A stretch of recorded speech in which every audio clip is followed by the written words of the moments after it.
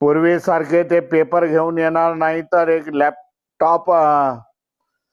Laptop असणार आहे, त्यांच्याकडे पॅड असणार आहे आणि त्याच्यावरती ती जनगणना करणार आहे. त्याच्यासाठी सावधगिरी राहणं खूप गरजेचं आहे.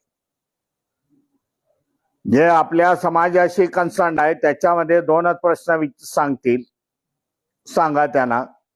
धम्माच्या कॉलम मध्ये बौद्ध लिहा आणि जातीच्या कॉलम मध्ये महार जातीचे आहे, मांग जातीचे आहे, चर्मकार आहे, ज्या काही जातीतून तुम्ही बौद्ध झालाय ते लिहिण्यासाठी विसरू नका.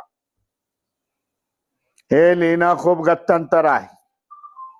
हे जर लिहिलं नाही तर फॉर्म इनकम्प्लीट होऊन तुमची गणना कुठंच होणार नाही. अनेक जण संभ्रम निर्माण करत आहे, परंतु हे भारतीय बौद्ध महासभेचं अधिकृत असं आव्हान मी तुम्हाला करू इच्छितो. दुसऱ्या भाषेमध्ये पाली या भाषेचा उल्लेख करा. आम्हाला मराठी, इंग्रजी, हिंदी वगैरे त्याच्यानंतर पाली येते. पाली हा शब्द पाली भाषेचा आम्ही अवगत आहोत असं लिहा.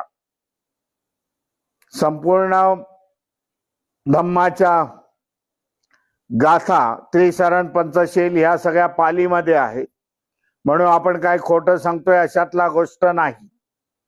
पालीचा उल्लेख करा की जेणेकरून या देशामध्ये पालीचं पुन्हा एकदा पुनर्जीवन होईल और सरकारकडून त्याला मान्यता मिळेल.